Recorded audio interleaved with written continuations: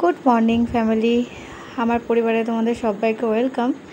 तो ये जे घूम থেকে उठे सकाले उठेई फ्रेश हुए चले एसेছি রান্নাঘরে। तो चा करलाम और एकदिके कि करलाम आमादेर ओ हाँ दूधटा जाल दिच्छिलाम और एदिके देखो बाटारटा तो फ्रिजे थाके जमे गेछे सेटाई एकटू माने गरम करे निलाम गलिए निलाम एकटू बाटार रुटी खाबो कारण सकालबेला सेदिन उठते एतटाई देरी हो गेछिलो। एटा परशुदिनेर ब्लग जानो तो आमि ठीकठाक आमार मनेও नेই।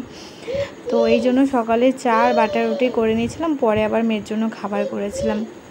এই আমার হাজব্যান্ডের খাওয়া হয়ে গেছিলো সকালে। আর এই যে গরম গরম দুধ চা সকালবেলায় আমরা প্রত্যেক দিনই সোম থেকে শুক্র র চা খাই যেহেতু সকাল সকাল ওঠা হয়, মামামের স্কুল থাকে, কিন্তু শনি রবিটা যেহেতু 7:30 8টা তো বেরিয়েই যায়, এই জন্য সেদিন আমরা একটু দুধ চা খাই। আর এই যে বাবা আর মেয়ে তো বসেই ছিল ঘরে, এই যে আমি চাটা নিয়ে আসলাম। আর দেখো এখনও কিন্তু বিছানা তুলিনি, আগে বাইরে থেকে ফ্রেশ হয়ে বাসি কাপড় চেঞ্জ করে আমি আগে চা করি সকালের, কারণ চাটা খাওয়ার পর এনার্জি আসে, তারপরে গিয়ে কাজটা করতে ইচ্ছা করে। আর এই দেখো তোমাদের এখানে একটুখানি এক ঝলক দেখালাম বাবার মেয়ের কাণ্ড। আমার মেয়ে ওর বাবা যতক্ষণ থাকে এই যে পাগল করে দেয় ওর বাবাকে। আর তারপর একটু খিদে পাচ্ছিলো বলে একটু ফল খেয়ে নিলাম, আর আমি রোজই একটু ফল খাই সকালে খাওয়ার পর। তারপর আবার চলে এসেছি কাজে, কারণ দেরি করে উঠি আর তাড়াতাড়ি উঠি, যাই হয়ে যাক আমার কাজ আমাকে করতেই হবে, কারণ রান্নাবান্না আমাকে করতেই হবে, আর কেউ করে দেওয়ারও নেই। আর সত্যি কথা বলতে এখন আর কিছু মনে হয় না, তবে মাঝে মাঝে মনে হয় যে কারো হাতে যদি একটু রান্না পেতাম তাহলে একটু আমার সুবিধা হতো, কিন্তু এখন তার কিছু তো করার নেই, আমাকেই করতে হবে।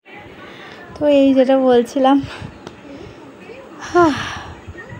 কিন্তু যখন মায়ের বাড়ি যায় না তখন ভালো লাগে সেই খাবারগুলো খেতে, কারণ আলাদা হাতে রান্না পাই। আর এই দেখো আমি ছোলার ডালটা একটু ভিজিয়ে রেখেছিলাম, তারপর পেস্ট করে নিয়েছি, একটু ধোকার রান্না করব। আর এদিকে লাল শাক করছিলাম। সত্যি শাক জিনিসটা এমন, অনেকটা রান্না দেখে মনে হয় কতটা শাক, কিন্তু রান্না করার পর দেখো কয়টুকুতে এসে দাঁড়ায়। আমার কিন্তু আগে না শাক সবজি কিচ্ছু খেতাম না জানো, শুধু ডাল দিয়ে আর ভাজা দিয়ে ভাত খেতাম, মাছ মাংসটাও ঠিকভাবে খেতাম না। কিন্তু বলে না কথায় আছে না, বিড়াল ঠেলায় না পড়লে গাছে ওঠে না, আমার অবস্থাটা সেই। আমি সংসারে এসে মানে একা হাতে যেহেতু সংসার, আমি কিন্তু এখন সব খাবার খাই, সব মানে সব রকম মাছও খাই, সব খাবারই খাই, সব সবজি খাই, শাক খাই। এখন বরং আমি বেশি বেশি করে শাক আনি, বেশি বেশি করে সবজি আনি, কারণ আমি যদি না খাই আমার হাজব্যান্ড তো এমনিই শাক সবজি খেতে একদম পছন্দ করে না, ও হচ্ছে আমিষ পাগল। আর আমি না খেলে ও খাবে না, সবথেকে বড় কথা আমার মেয়েটাও খাওয়া শিখবে না।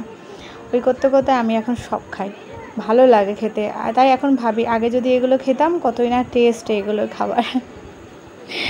এই তারপরে এই যে একবার রান্না করি, একবার গ্যাস বন্ধ করি, একবার মামামের কাছে যাই, এই দেখো। আর এইদিকে জানলাটাতে না আমার এমনই অসুবিধা হয়েছে, আমি দিনের বেলাতেও আমাকে জানলাটা বন্ধ করে রান্না করতে হয় লাইট জ্বালিয়ে, তার কারণ এই দিকটা দিয়ে প্রচুর হাওয়া আসে, ভীষণই হাওয়া আসে।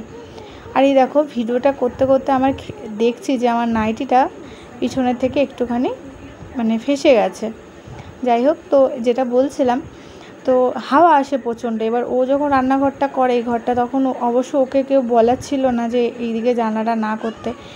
আর এবার যখন একটু মানে হাওয়া টাওয়া দেয় বা বলো বৃষ্টি টিষ্টি হয়, এইদিকে জানলাটা তো আমি খুলে রাখতেই পারি না। এই জন্য এই গরমের মধ্যেও না আমাকে এই রান্নাঘরের জানলাটা বন্ধ করে লাইট জ্বালিয়ে আমাকে রান্নাটা করতে হয়, কারণ এত হাওয়া আসে, এই জন্য আমাকে এই অবস্থা।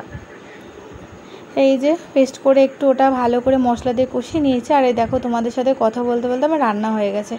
এখানে আমি বলছিলাম দুটো জায়গায় ভাত কেন বলো তো, একটা ভাত অল্প ছিল ওটা গরম করেছে, আর এই ছোটো হাঁড়ি ভাতটা একদম করেছি, কারণ মাম্মামকে তো আর বাসি ভাতটা দেবো না, সেই জন্য। যে লাল শাক আর ধোকার রান্না, আর কিচ্ছু করিনি আজকে রান্না, কারণ এখন তো আমাদের যেহেতু নিরামিষ চলছে, আর কি বা রান্না করব, এই জন্য এই 2-3 পদ করে করছি সবাইকে। তো বিকেলবেলায় একটুখানি ঘুমিয়েছি, তারপর মামাকে নিয়ে রাস্তায় গেছিলাম, খেলা করছিল, তারপর বাড়ি চলে এসেছি, মামাকে পড়াতেও চলে এসেছে। এখন আমি চা করব। আর না আজকে আমি একটা জিনিস করব, মানে এটা সবার কাছে নতুন নয়, মানে আমার কাছে নতুন নয়, তবে বাড়িতে ফার্স্ট টাইম বানাবো, কেমন হবে জানি না। তো চলো তোমরা ভিডিওটা দেখতে থাকো, বক বক করবে না, ফোনে একটু চার্জ নেই একদম কম, তাই বক বক না করে ভিডিওটা দেখতে থাকো।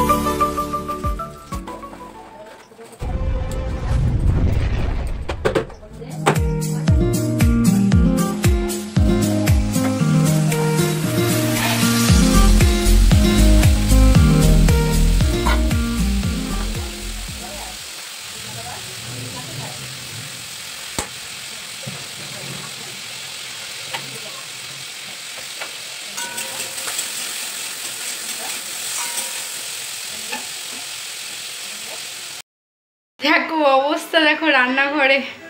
তো যাই হোক, তোমাদেরকে আমি বললাম না একটা কিছু রান্না করব, তো সেটাই তোমাদেরকে দেখাও। চলো, আমি করবো গুজিয়া। হ্যাঁ, ফার্স্ট টাইম রান্না করব। এই পুরগুলো না অনেকটা বড় বড় হয়ে গেছে। এখন ঠাকুরের কাছে কৃপা, ঠাকুরের কৃপা জানে এগুলো ফেটে না যায়।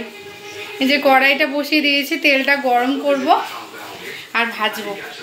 ভেজে নিই, তারপর তোমাদের সাথে শেয়ার করবো। কেন বলো তো, ফোনে না একটু চার্জ নেই, জানো তো, যে আমি তোমাদের সাথে পুরোটা শেয়ার করব। ভেজে টেজে নিই, তারপর তোমাদের সাথে শেয়ার করবো। আর আমার অবস্থাটা দেখো। তো চলো, গুজিয়া রেডি। চলো তোমাদেরকে একবার দেখায়, দাঁড়াও।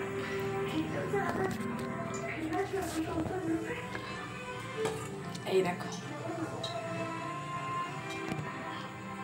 করতে বলছে, খুব ভালো হয়নি, তবে খারাপ হয়নি। 100-এর মধ্যে 70% ডান হয়েছে। আসলে একটাই প্রবলেম হয়ে গেছে, যেহেতু প্রথমবার বানিয়েছি, তো মানে যে পুরগুলো করেছি না, সেগুলো একটু বড় হয়ে গেছে, এইটাই। তাছাড়া ভালো হয়েছে, মোটামুটি অনেকটা ভালো হয়েছে। নেক্সট টাইম আরও ভালো হবে, তাই না বলো? তো এই যে আমার আলুর তরকারি করা হয়ে গেছে, তা তোমাদের একটু দেখাই। এই তেল আছে, যাই হোক পরে দেখাচ্ছি। এখন একটু বসবো, 9:30 বাজলে পরোটা কটা করবো, ব্যাস হয়ে যাবে। আর আমার মাম্মাম তো দুষ্টুমি করেই যাচ্ছে। আমার মুখের অবস্থা দেখো। রান্নাবান্না সব কিছু কমপ্লিট হয়ে গেছে। তো চোখ মুখের অবস্থা খুব খারাপ লাগছে, আমার চোখ মুখটা খুবই খারাপ লাগছে। কি বলবো আর, যাই হোক। তো আমি নিজেই বুঝতে পারছি, ওর বাবা আমাকে বলছে যে তোমার চোখ মুখের অবস্থা খুব খারাপ, তার কারণ যত সম্ভব মনে হয় ব্ল্যাক ডেট আসছে, সেই জন্য হয়তো। তো এই, আর রান্নাবান্না কমপ্লিট হয়ে গেছে। আর তোমাদেরকে কি শেয়ার করব, পরোটা করেছে, আলু তরকারি করেছে, সেটা কিছু শেয়ার করার মতো নেই। তো ভাবলাম যে ভিডিওটা শেষ করি এখানে, আর ভিডিওটা বড় করছি না। কালকে আবার দেখা হবে। তোমরা সবাই ভালো থাকো, সুস্থ থাকো।